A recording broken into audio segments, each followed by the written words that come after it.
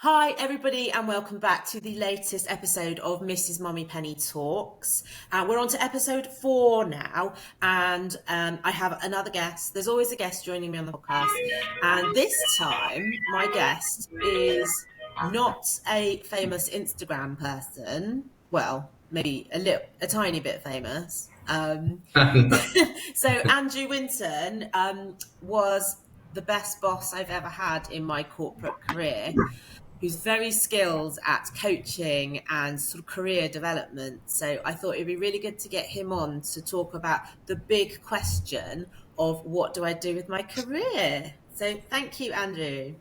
Thank you for having me, Lynn. It's good to be here. It and seems really weird calling you Andrew because we normally refer to you as winners. But yeah. I don't know. I can't even think where that name came from. I'm not sure where. I think it's just some kind of probably Kevin, one of yeah, our other team members. probably Mr. Isaac. But thank you for the introduction. It's really good to be here. I've not done many podcasts before, but so I brought my wolf along with me for protection, as you can see. You'll be fine. You'll be fine. I've done probably about 200 podcasts, Okay, so you're I'm quite you're a the proper expert now. pro. So can we start by Mm. you giving us a little bit of a rundown of like your sort of potted career history and why Mm. you're so interested in like developing your team and personal Yeah, development? definitely, of course. I think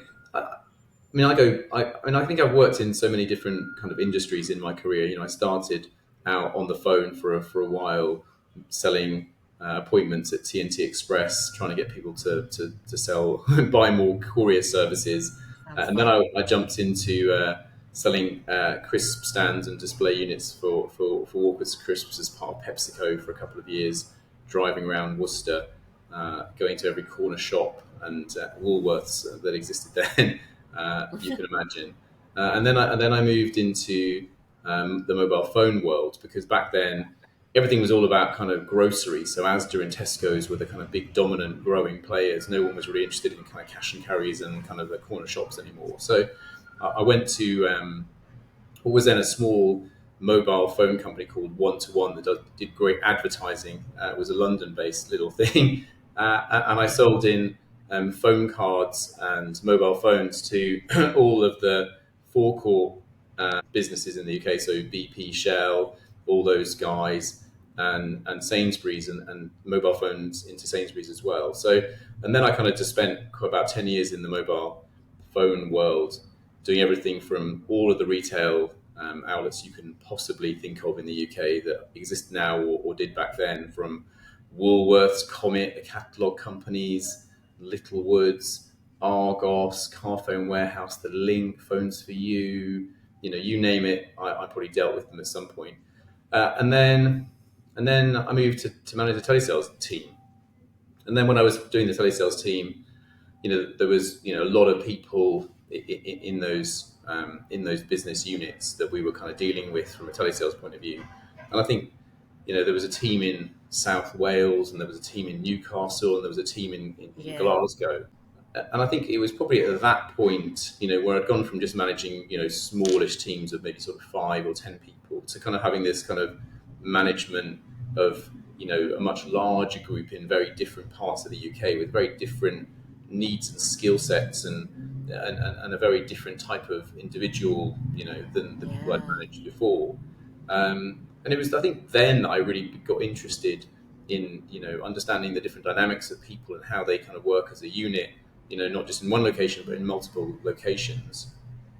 And we did training for them, and we focused on how do we help them, convert more of the calls coming through. How do we kind of give them better, enablement to have better conversations with customers, and kind of skill them to be more professional and to help them develop their own careers Yeah. through the business.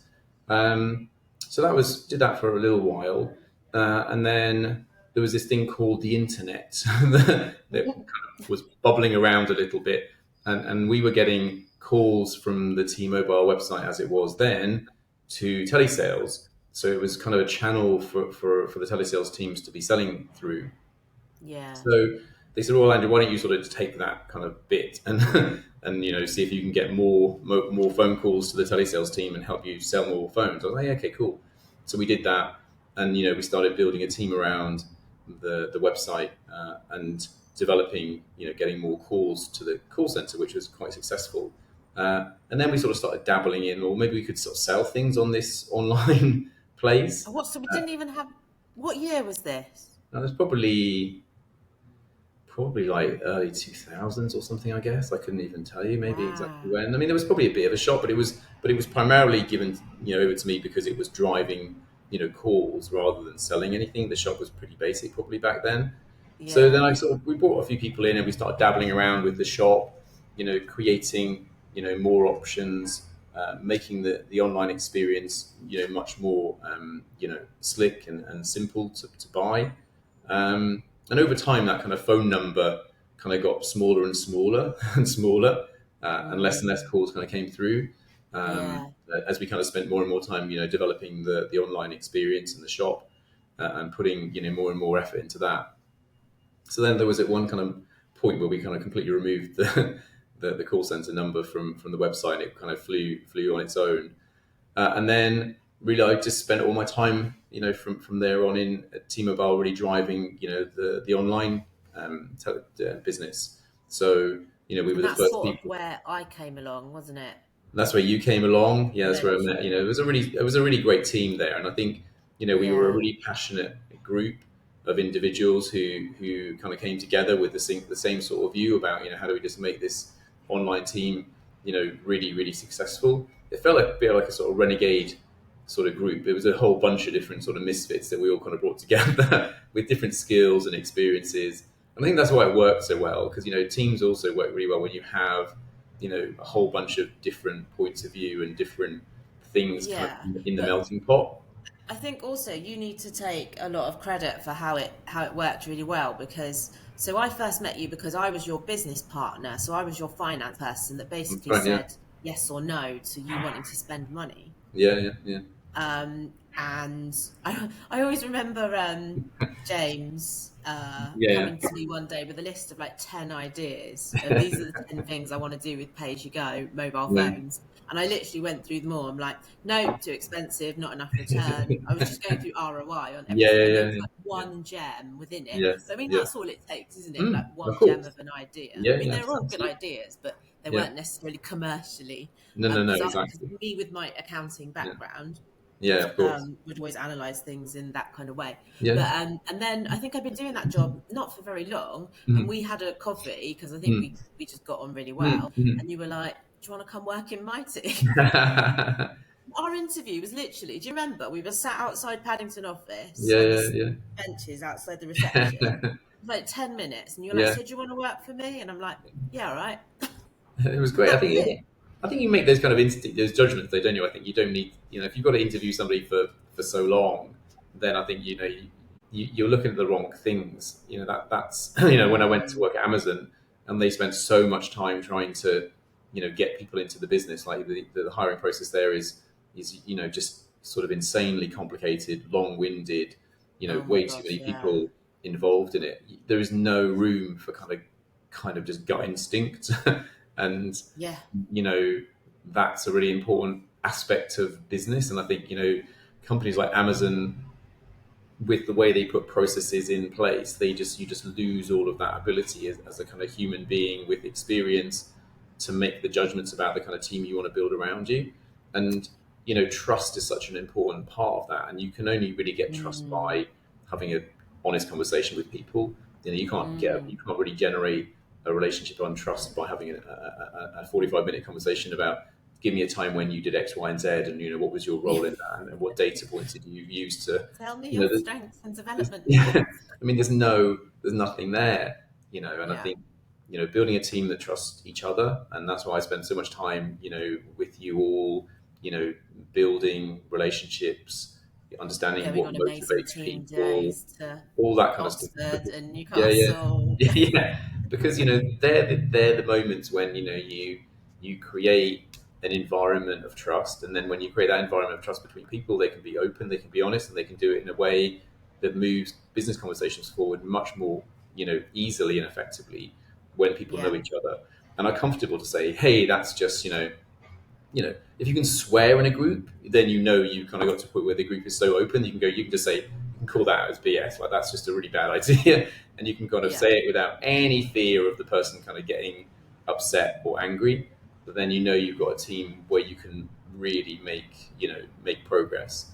Um, And so, we yeah, always said, because so I worked for you, we all worked together 15 years ago, so this is mm, a long time ago, yeah, and we are all still incredibly close, and we all still meet up yeah, maybe every like 6 months for yeah, yeah, drinks, and we yeah. get far too drunk. Yeah. And we talk a lot. Like I think you built this sort of magical team, Yeah, and like we're still all really yeah, close. And yeah. I mean, it's it like, was a how great did one. that happen? I don't know. And I think the nice thing is, you're not the only, you're maybe the most close knit group that I've kind of built. And I think location helps. You're all reasonably geographically closely aligned, Yeah, but, the nice thing is that there are other teams in other places I've worked that have also kind of kept similar, closeness for a while. And, and that's nice because I think they all sort of recognize the value of those relationships they build. And I think, so I just think I don't do anything unique or clever. I just think I just try and create environments where you let people be themselves. You create that kind of trust. I as a kind of manager try and understand the things that make individuals kind of tick. We always focused on strengths, didn't we? That was always my kind of thing. That's why I did the StrengthsFinder exercise and yeah, and worked out what really motivates people to do their best work. Because if they're yeah, doing their best work, then it's not even like work. There's no point trying to get somebody who's really, really creative to spend days and days doing Excel spreadsheets or data analysis. It's just never going to be their thing. So, you put yeah, the right people in the right holes. I always talked about, the football team, you've got where you've got the gaps, you find the best players to fill those gaps. There's no point saying, hey, you were a great goalie. Now let's see if you can be a great striker. It's like, you're just a great goalie. Let's just train you to be even better. And we'll go and find a brilliant striker. And you just find the right people yeah, for those roles, and you keep on, pushing them to perform even better. yeah, And and occasionally you've got to make tough decisions about, I made the wrong call, or this person in the wrong position, so you move them around, or sometimes they're in the wrong team, and you just got to, yeah, have that honest chat with them. And when that happens, generally they agree. I mean, I've been very rarely in a place where I've had a conversation with somebody and said, "Look, I think you're maybe in the wrong role in the wrong team," but they haven't gone, "Yeah, you're absolutely right. I think I need to think about what I do here." So, um, yeah, so anyway, so where were we? So T-Mobile, and then we yeah, jumped into EE. Um, yeah. And uh, then you left. well, yeah, not immediately. I left after a while. So if you remember, we'd done such a brilliant job on the T-Mobile website, and it was performing so well in comparison to both other channels within T-Mobile, but unbeknownst to us, also compared to the Orange web shop, which we assumed would be much bigger, much more impressive, much more optimized, and a much more effective selling tool. So when we had that kind of moment, I'm not sure who was in the room, but there was, me and the team from T-Mobile, going into a hotel room, with a big table. We were on one side, the Orange equivalents were on the other.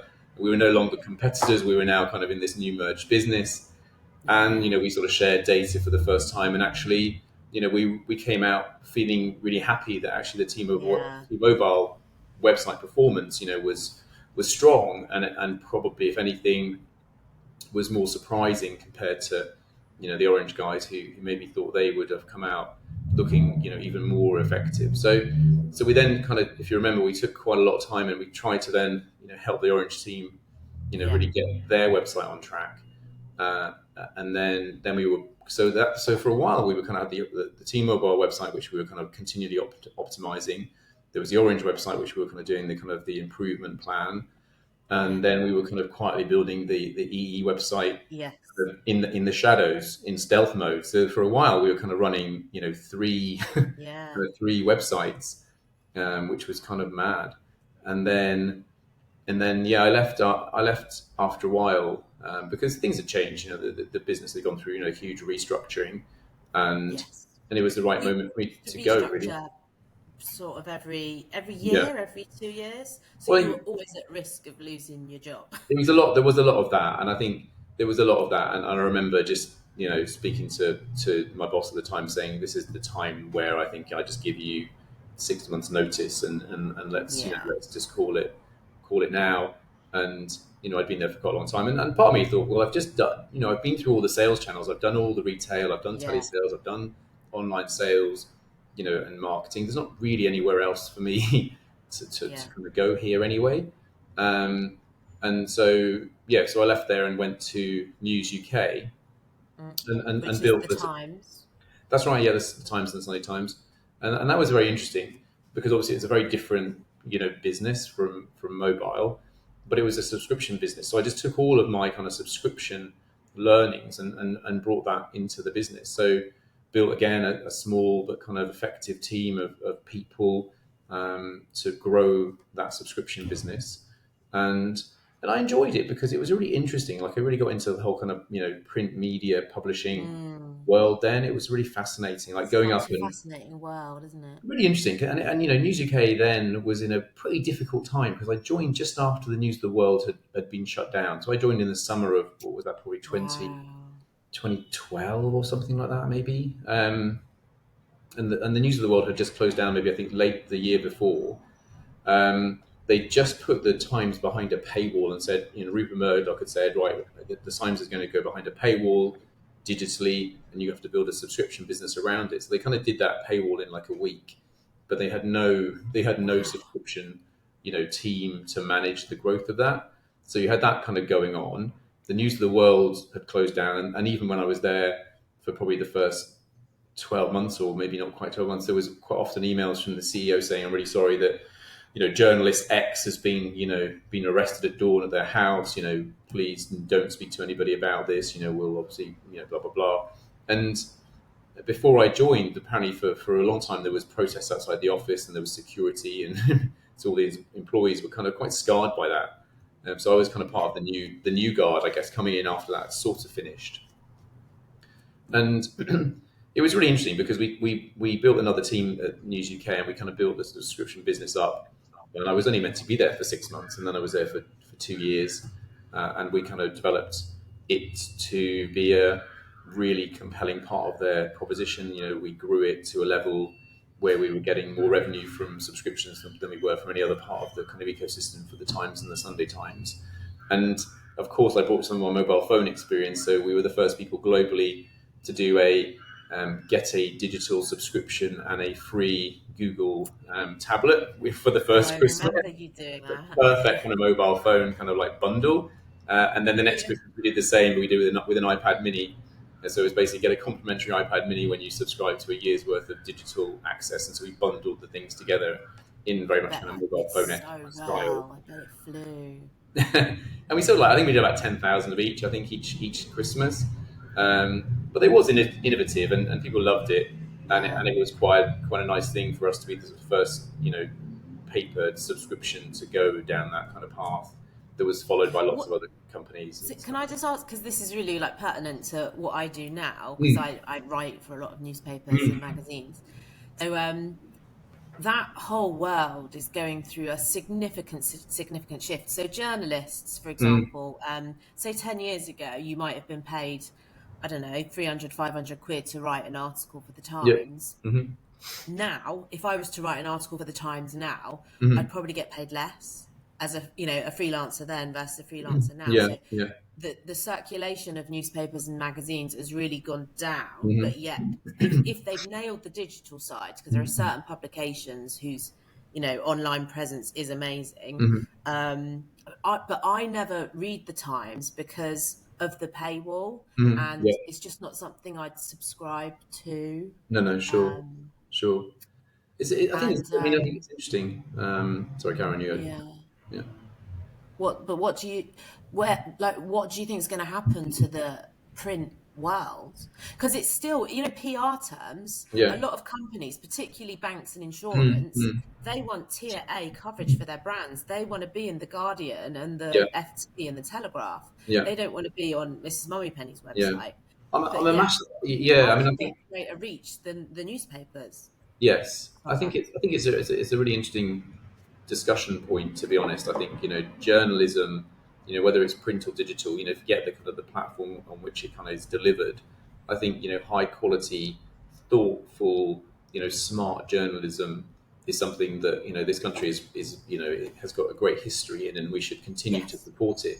And I think part of the problem is that people expect everything for free. And I think, Yeah. what you get for free is always going to have, a trade-off in some way. Whereas I think if you're prepared to pay for something that's high quality, whether it's the Times or the Telegraph or any other kind of paid for content, when it comes to kind of, journalistic input output, I think, that's what you're going to get. And I think that the problem is that we're bombarded with so much free content that kind of, who's kind of ensuring the bar of quality or integrity or authenticity or even, There is no bar. there Or is the no bar bar. is really low. Yeah. Exactly. Whereas I think when you, and I'm not saying you should, but if you paid for something like, a well-known publication such as the Times or the Telegraph, that they may have a political stance, maybe they won't, but they hold themselves to certain standards of journalistic code that Yeah. that you can hold them to, and you can expect particular quality and ethical levels to be kind of to be adhered to. And I don't think it's the same for lots of other free platforms. And it does worry me that I think we're creating a kind of generation of people who don't have the ability potentially to sort of navigate a world of news and kind of comment and analysis in a way that will enable them to think clearly and cohesively about things, in a way that is rounded. There's way too many extreme points of view, and we know that Yeah. social media platforms are great at kind of feeding the beast that you want to see, Yeah. but not giving you a wider view. Like, you should be able to go, this is what I think over here. But you know what? I'm going to explore, lots of other points of view just to make sure that my opinion, holds up to robust scrutiny. Because often, if you're an intelligent person, you can understand different points of view, whether you agree with them or not. And sometimes you might go, actually, that's an interesting point. I hadn't thought about that, or I didn't know that Yeah. was the case. And therefore, actually, maybe I've moved my opinion a little bit from this point to another point, and Yeah. I call it, I think we had an away day years ago at some company, and one of the kind of principles we agreed on was, strong opinions loosely held. And I think that's such a brilliant kind of way of putting it. Like, okay, Yeah. you have strong opinions, but you should hold them loosely enough that if somebody can kind of persuade you with strong, credible arguments that you're not quite right, or you should move your Reliable opinion, sources. then Yeah. you're prepared to relax that strongly held opinion to move it. And I think that's a really nice way of thinking about it. And I think that's why Yeah. I would encourage anybody to, go and get a subscription to a good, high quality, digital print newspaper and read Yes. it, or go to the I would. library or whatever. Yeah. No, that's a really good Yeah. shout. Actually, you can get all of the stuff from the library. The libraries are amazing. I mean, I literally Libraries just are incredible. incredible. I mean, it's and so much stuff for free. You can even I had a call with a company called Zinio the other day, which is basically a platform that enables you to upload magazines or other printed content, and they work with almost all the libraries. So almost everything, magazines, newspapers, probably your local library is connected to Zinio, Yeah. and you can get a free access on your tablet or your phone, and you can Yeah. probably access a lot of really high quality content that you'd normally pay for entirely free by getting a Yes. free library card. It's Yes. amazing. So last week I was in London for a day, and I went to the British Library, which is free to join as a reader. Yes. You can get into any of the members' rooms. You can access the best supply of books you've Mm. ever seen in Yeah. your life. I mean, I was just in the business and IP centre, Yeah. which is it's almost like, oh my gosh, there's so much incredible like material here, and it's free. It's amazing. Like, It's such a, I mean, I joined the library for this Zinio thing. I had to go to my local library in my little town to pick up my library card. And I haven't really been in there for a long time, to be honest. And it always, they're always kind of battling being closed down. But I went in there and got my card and spoke to the lovely lady, who was the librarian, and just talking to her. And she was explaining, what you could get, and you have access to all the libraries in Oxfordshire and whatever. And she said you can take 20 books out in one go. I said 20 books. She said, yeah. I said, that's insane. And you can pick them up here and you can drop them off at a library like in Oxford, if you're in the town, or you can That's pick them up in Oxford, drop them amazing. off here. Honestly, 20 books. It's like, that is amazing. And, there's PCs and they've got magazines and you have this online thing. I mean, we're very lucky in this country to have all this stuff. And I wish people, kind of knew about it more, but we all just kind of doom scroll on, Facebook or, whatever news apps we use. But I think, if we could all just, I guess we're all very busy. So it's just something that's, we all sort of forget about these amazing things. But, the British Library, I mean, an amazing Oh, free I just love it. institution.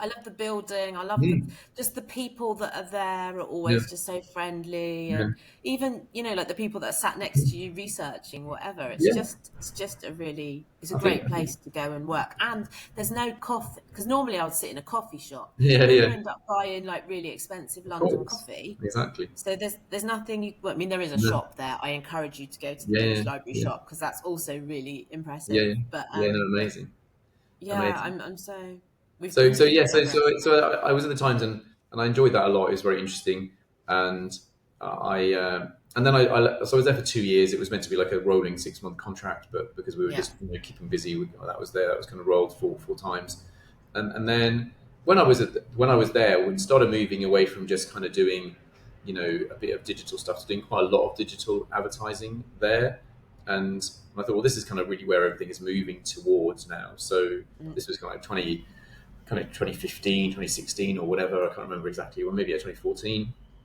And everything was kind of beginning to remove kind of digital display and search, and all these things were really kind of becoming bigger and bigger. And so I was lucky enough to get the job at Sky managing all their digital marketing. So, I was really Oh, I able to kind of, forgot you worked for yeah, Sky. yeah, I That's went to lovely Sky. ever to meet you. Yeah, believe in better. So I went to Sky. I mean, I really enjoyed my time at Sky. It was great. I was working, with a really young kind of team who were really kind of smart and clued up and, Yeah. interested. And Sky are really lovely because yeah, I it was enjoy great. I mean, it was watching the very kind news. of quite aggressive commercial. I mean, probably not that different from anywhere I'd been before, but it Yeah. was good that they were all very. We had daily calls at 8 o'clock every morning to go through the performance of the shop from the day before. It was all very, very very Daily? Bloody focused hell. every day. Daily call. We had all the data sent to kind of an Indian call center overnight, so that all the reports were ready for 8 o'clock meeting. And we went through a dashboard on a TV screen as a huddle every day, Monday through Friday, without fail, unless there had been some kind of real crazy reason. And no one dialed in. It wasn't like, oh, Teams. This was like, you're in the office. That's it. You're in at Yeah. 8. We do that. Go and grab some breakfast afterwards, and then crack on. Depending on if the day had been, whatever the day before's data had shown us we needed to sort out. So I enjoyed Sky a lot. The one thing I didn't like about Sky was my commute to Sky was really horrible. And So the Sky head office is in it's it's on in, the M40, yeah, isn't it's it? in Osterley. It's just kind of off the M. Osterley. Yeah, I mean it's lovely. It's a Yeah. great. I mean now it's a beautiful campus. I mean when I was there, they were sort of beginning to build it, but now it's beautiful, amazing, place to work. But just location wise, for me personally, driving there was just Yeah. so I did it for 2 years, but really that was kind of unfortunately I couldn't really. Yeah. You just been constantly stuck in traffic jams. Yeah, and then again, this was days when you were in, kind of 4 or 5 days a week. I think I was only Yeah. not in on a Wednesday when it was my day in London to go and see all the agencies and stuff. But the rest of the time, you were in the office. This was before Yeah. working from home was even considered a thing. So then I went to Amazon Prime Video. Oh, that went really well, didn't it? Yeah, so I did a couple of years at Prime Video. We kind of, You stuck it out for 2 years. yeah, near enough, maybe just slightly Yeah. under. Hunkered down, kind of got on with it. took the battles, took the bruises. But again, Yeah. just focused on the team. Like just tried to give Yeah. people, a vision of kind of almost beyond Amazon. Like this isn't a normal environment. This is let's try and break through the constraints of how Amazon do Yeah. things and try and find glimmers of light in the Amazon kind of gloom. Um, But can I touch on that word glimmer, hmm, because I actually think that's a very relevant thing to hmm, life, hmm, because let's say you're having a really shit hmm. day, really shit week, really shit Yeah, month. It's it's off worth sitting back and just thinking, right, what are the glimmers that I've seen today that have Mm. actually given me a spot of happiness? So Yeah, of course. the sun might have come out for five Yeah, minutes. You might have had something really nice for lunch. You might have had a hug from a yeah, friend, yeah, and yeah. focusing on those little glimmers just helps you get through I it. think I think I think it's really important. I think you've got to find joy in all the things. And the thing I really liked about Amazon was that actually it was the location. Whilst it wasn't a great commute, again it was in kind of the city of London. But I really liked where I Yeah, was. It was really interesting. We were right next to Leadenhall Market, which yeah, was a really yeah, interesting kind of interesting old building. And I just I yeah. didn't, and then you were kind of this mixed around with all the new buildings they were building, like the Gherkin and the Lloyd's, and I knew a few people around there, so I was, took me into Lloyd's building and showed me around the old bit and the Yeah, new bit, beautiful and lunches. which was really so there was bits that were really interesting, and I've got nothing against Amazon. For some people, it's a brilliant place to work, and it suits their kind of how they like to do things perfectly. I have quite a lot of issues with Amazon, Mm, but mainly because of the environmental side of them. Because I went on BBC News once with an mhm. MP to talk Yeah, about sort of financial environmental type stuff. She lost her place in the election in 2019, right, but right, she was Labour. She was yeah, incredible, and she was like, "I just need to tell you a story about Amazon in right, France, yeah, where they had an overstock of TVs, mm, and mm. they just dug a massive hole in France and just threw Threw all them the all in. TVs in the hole and then covered it over." I'm like, so number one, that's awful for the environment. Number Yeah, two, why didn't you give it to people for yeah, free that need a yeah, for sure. TV? Like, it's like the rules are the rules, and we have to stick to the rules no Yeah, matter yeah. what the consequences. Yeah, that's kind of Amazon, I think. Yeah, I mean, I don't Getting it. know. I don't know. I was never in the TV. I was never in the kind of the hard lines or whatever they would call that kind of part of the business. But inside Prime Yeah. Video, I mean, it should have been, a kind of the sad thing. I think should for me the saddest thing was really it should have been. It should have felt like the coolest place to work in the world. Like doing Yeah. Prime Video was just kind of getting going. They just kind of really were just beginning to sort of completely close down Love Film, which had been the business that Amazon had bought that became the precursor to Prime Video. So it was kind of early stages of really, beginning to kind of build content and think about, what kind of content is going to work. We'd just done the deal with, Clarkson to kind of get the Grand Tour. We were just doing kind of big shows like American Gods, Mr. Robot. We were just really getting Mm, going, and it should have felt like the coolest, most interesting, place to be. We should have been doing amazing it marketing. wasn't. The budgets were big. There was nothing really holding us back apart from the internal kind of processes and kind of ways of working that Amazon kind of force you to kind of operate within. Yeah.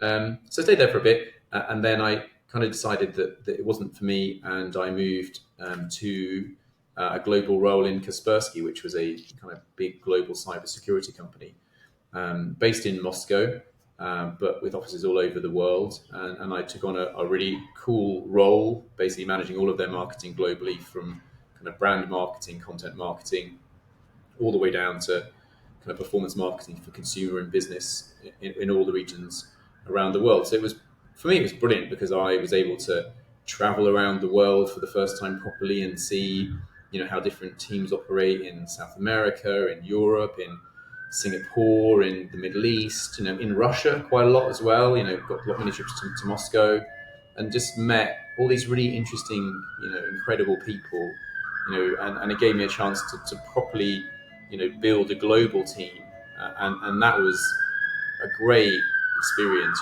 Bringing all the team to London for meetings, or taking them all to, Moscow for meetings, and kind of, doing a bit of the sort of playbook, which I know kind of works well, which I try and, take pieces of and replicate as I move around role by role, but try not to kind of do it, in the same way every single time. But certain things work well, and bringing teams together and giving them a chance to, get to know each other and spend time Can together I is always. ask you, so with all the experience you've had building Mm. teams, because that's a Yeah, yeah, of lot of course. Yeah. really big companies you've worked for, what tools do you think you've used which people listening to this Mm. could maybe search for online that would, I don't know, Yeah. help them to get to know their working style better, or what Mm. motivates them, or It's a good question.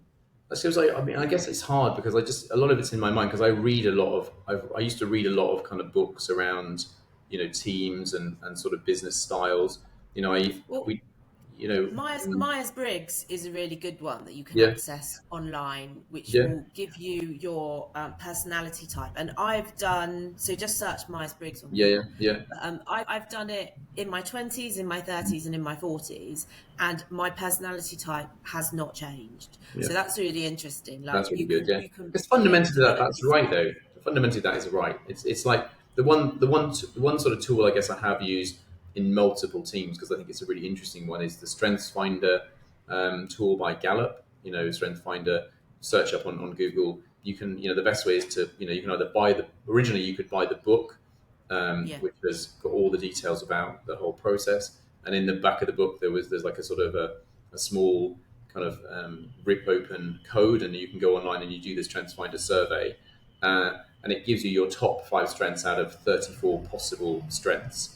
And every time I've done it with anybody, when they've gone online and they've done the survey, and you get a pretty detailed printout after the survey.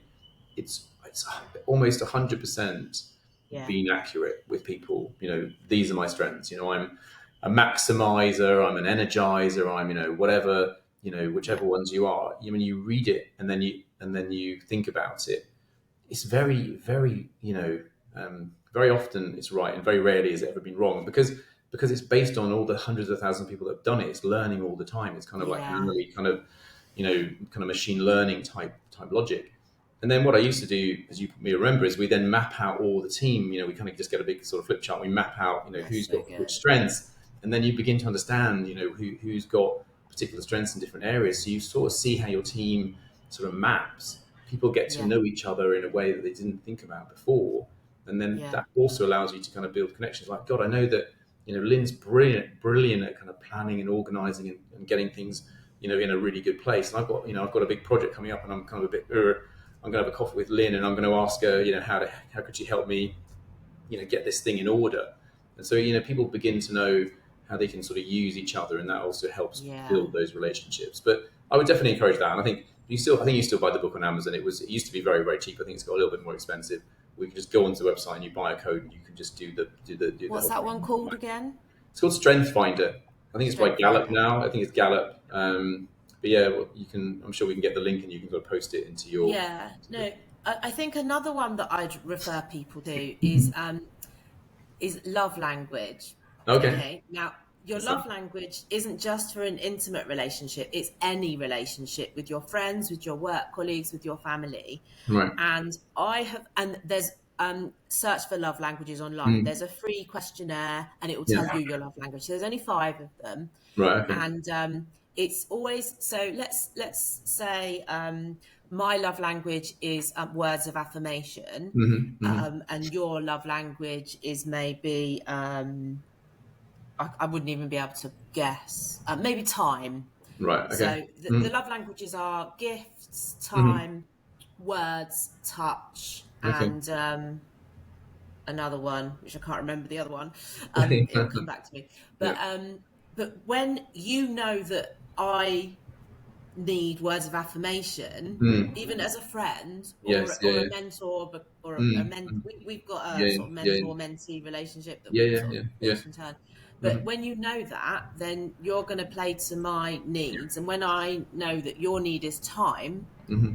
I'll then make sure I give you the time you need. Yeah. And it's so powerful for any kind of Hmm. relationship. And I was just used to think that it's only for, your partner, your intimate relationship. But no, No, it can think work of in your any mum and relationship. dad's love language. Think of your Yeah. Yeah. bosses. Think of your It's teams. nice.